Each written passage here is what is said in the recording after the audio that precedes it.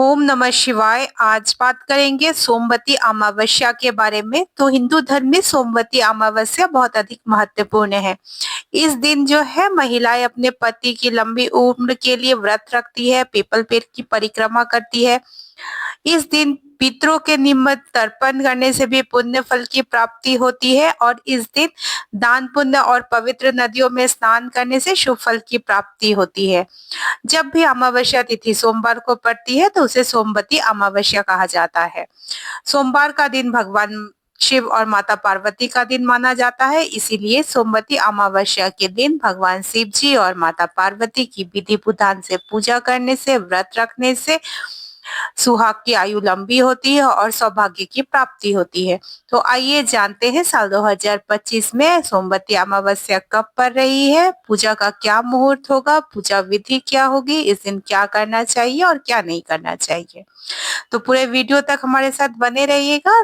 आगे बढ़ने से पहले आप सभी से अनुरोध है कि हमारे चैनल को शेयर और सब्सक्राइब अवश्य कर ले, क्योंकि त्योहारों से रिलेटेड जितनी भी जानकारी होती है, मुहूर्त हो गया, विधि हो गया, सामग्री सभी मैं सरल भाषा में लेकर आती हूँ, ताकि आपको बिना किसी कष्ट के सारे इन्फॉर्मेशन एक ही वीडियो में मिल जाए। वैदिक पंचांग के अनुसार ज्येष्ठ मास की अमावस्या तिथि जो है 26 मई को दोपहर 12:11 से शुरू होगी और वह 27 मई को सुबह 8:31 पर समाप्त होगी।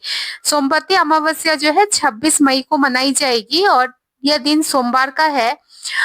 इस दिन व्रत वट सावित्री का भी व्रत रखा जाएगा। पुराणों में वर्णन मिलता है कि ज्येष्ठ अमावस्या के दिन ही शनिदेव का जन्म हुआ था, इसलिए ज्येष्ठ अमावस्या धार्मिक दृष्टिकोण से काफी महत्वपूर्ण है।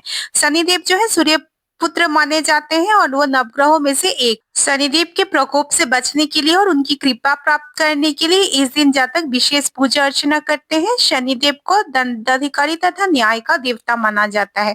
उन्हें कलियुग का न्यायाधीश भी कहा जाता है। शनिदेव संसार के समस्त जीवों को उनके कर्मों के आधार पर फल देते हैं। उनके चलने की गति मंद होने के कारण उन्हें शनिश्चर्य भी कहा जाता है।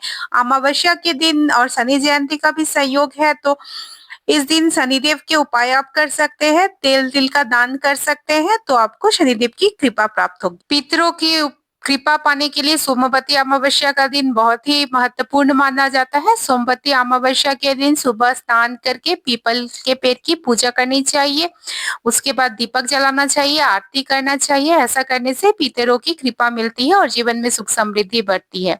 पितरों का तर्पण करें। अपने पितरों की आत्मा की शांति के लिए आप श्राद्ध कर सकते हैं। पितरों के तर्पण के दौरान तिल, जल और खीर अर्पित कर सकते हैं। इस दिन विशेष रूप से अमावस्या, पूर्णिमा या श्राद्ध के पक्ष में ऐसा करना बहुत ही शुभ माना जाता है। अमावस्या के दिन पवित्र नदी में स्नान अवश्य करना चाहिए। अगर आपके पास इतना समय नहीं बन रहा है तो आप नहाने के पानी में भी किसी भी पवित्र नदी का जल डालकर स्नान कर ले। स्नान के बाद जल में तिल, गुड़ और पुष्प डालकर पितरों का आवाहन करें। इससे पितरों की आत्मा को शांति मिलती है। अमावस्या के दिन पितृ गायत्री मंत्र का 108 बार जाप करना भी अत्यंत शुभ माना जाता है। इस दिन दान पुण्य अवश्य करें। किसी भी ब्राह्मण या जरूरतमंद इंसान को भोजन, वस्त्र, तिल, चावल, दक्षिणा आदि का दान कर सकते हैं। विशेष रूप से अमावस्या या श्राद्ध के दिन दान करना बहुत ही लाभदायी होता है। पीपल के पेड़ की पूजा जरूर करें। 7 बार पेड़ की परिक्रमा करें और पितरों से आशीर्वाद मांगे। पीपल के पेड़ पर जल चढ़ाकर तिल और पुष्प अर्पित करें। कुश और तिल का प्रयोग भी करना चाहिए। पूजा में कुश, घास और तिल का प्रयोग अवश्य करें। पितरों को जल अर्पित करते समय उसमें तिल जरूर डालें। ऐसा करने से पितरों को शांति मिलती है। पितृ दोष निवारण यज्ञ आप चाहे तो करवा सकते हैं। गीता का पाठ करना भी या करवाना भी इस दिन बहुत ही शुभ फलदायी है। पाठ करने के बाद पितरों के नाम से आप तिल या जल चढ़ा सकते हैं। भगवान शिव का रुद्राभिषेक भी आप करवा सकते हैं। शिवलिंग पर जल, दूध और बिलपत्र अर्पित करें, जिससे पितरों की आत्मा को शांति मिलती है।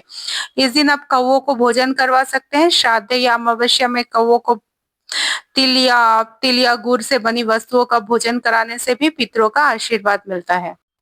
सोमवती अमावस्या के दिन क्या नहीं करना चाहिए आइए जान लेते हैं। तो सोमवती अमावस्या के दिन जो है तामसिक भोजन जैसे मांस, मछली, प्याज, लहसुन इत्यादि का सेवन नहीं करना चाहिए। तुलसी को जल चढ़ाना भी इस दिन वर्जित माना गया है, तो तुलसी की अगर आप पूजा करते हैं तो जल ना चढ़ाएं। सुनसान जगहों पर नहीं जाना चाहिए। इस दिन कब्रिस्तान या शमशान घाट या किसी भी सुनसान जगह पर जाना भी वर्जित है। घर में भी लड़ाई झगड़ा या विवाद किसी तरह का भी नहीं करना चाहिए, ना ही किसी को अपशब्द या कड़वे शब्द बोलना चाहिए। इस दिन आपको क्रोध करने से भी बचना चाहिए। इस दिन कोई नया काम भी शुरू नहीं करना चाहिए और पाप कर्म किसी तरह भी नहीं करना चाहिए। आत्मशुद्धि का ध्यान करना चाहिए और बड़े बुजुर्ग जो है उनका सम्मान करना चाहिए।